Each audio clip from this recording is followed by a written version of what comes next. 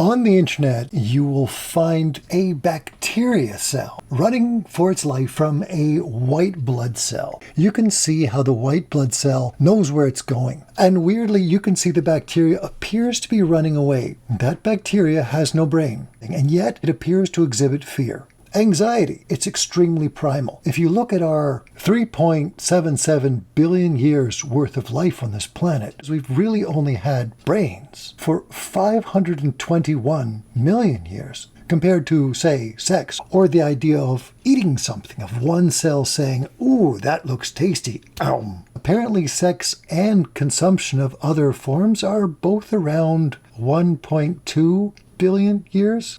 Yeah, 1.2 billion. They could be a few days off. Not a scientist. Disclaimer. Our capacity for fear, that it exists long before we even had a brain to experience it. If you mow grass, now grass is not known for being the most intellectual. They kind of vegetate a lot. When they're mowed, exhibit a gas which is supposed to call for friendly insects, calling out for help from the lawnmower guy. If fear is that ancient, that it predates your urge for food or sex, or even your capacity to have urges, you are allowed to have it. It's your gift, it's your superpower. It's the one thing that allows life to exist no matter how brutal the circumstances. So congratulations. It's the first thing that is right for all life, is the capacity for life to preserve itself. Whoa there! What is this guy in the black shirt talking about now? That doesn't make sense. This concept that your fear is some kind of superpower, shocks of pure terror, it becomes hard to do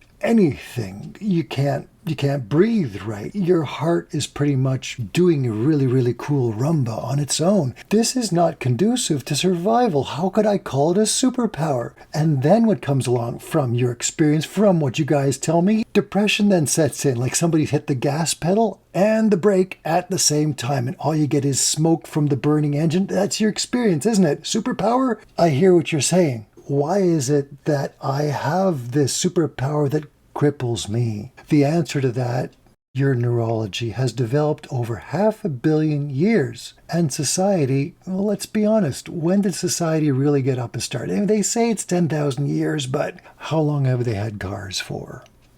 Right? We're looking at something that evolution is just not prepared for. So all your neurology is getting dumped into pure neurosis.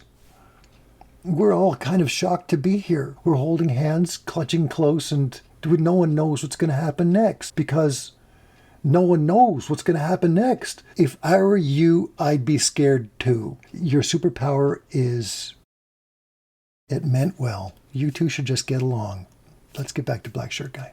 The desire to save energy plays second fiddle to your need in being absolutely, totally terrified that you'll die. So how do you work with that? To answer this question, we need to ask, can you work with that? So let's start with number one. Does your anxiety ever change? Or is it constant? Do you wake up and go through the day with a constant racking sense of total, absolute terror, as if it were tinnitus except fear, a constant force, something that never fluctuates at all? You can imagine something like that. I assure you, from everybody who's ever been studied, even generalized anxiety disorder, where people have it for life, it comes and goes. If it comes and goes, there must be some way to predict this coming and going. Even if it's controlled by the stars, astrology, entirely and completely, right down to how you feel at that moment, whether it's a problem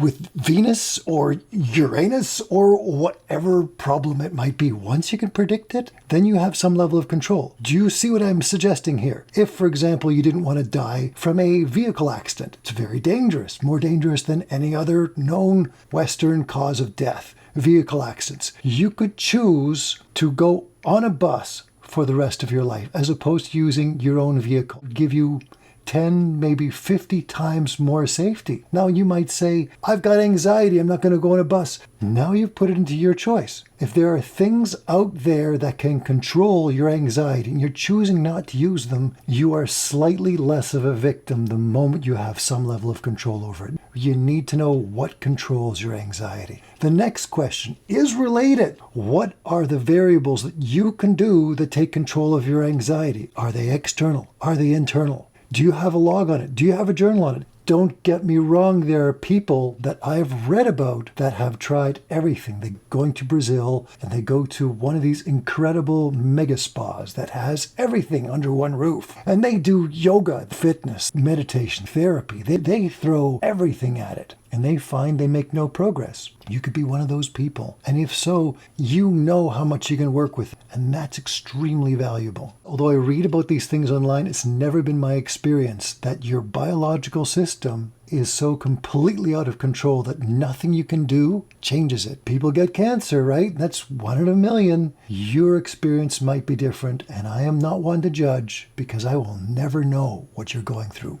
No one will. You will barely know what you're going through, so no one else can.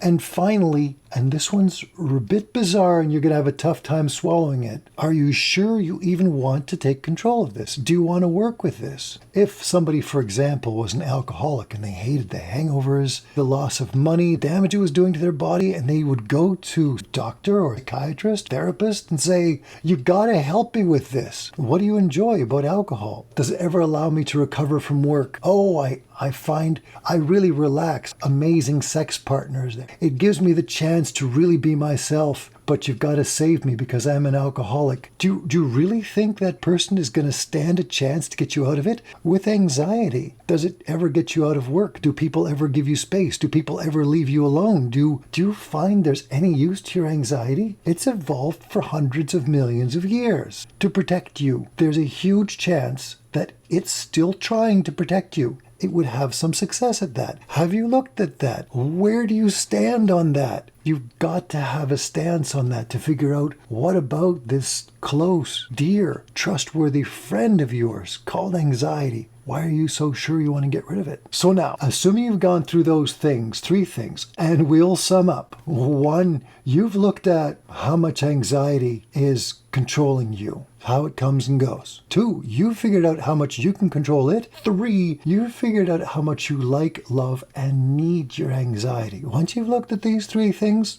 then let's go to the next stage. Okay, shall we? Let's do it. Once you've figured out how much you can work with your anxiety, let's go through a variation of the Kubler-Ross method. Let's just look at your denial, anger, bargaining, depression, and acceptance stages. And let's just look at all those stages, not as if one feeds into the next one, which feeds into the next one, not as if these are all negative things that have to be destroyed. Let's look at every stage as if it's been designed as a tool, a set of patterns to get you through difficult or complicated times, shall we?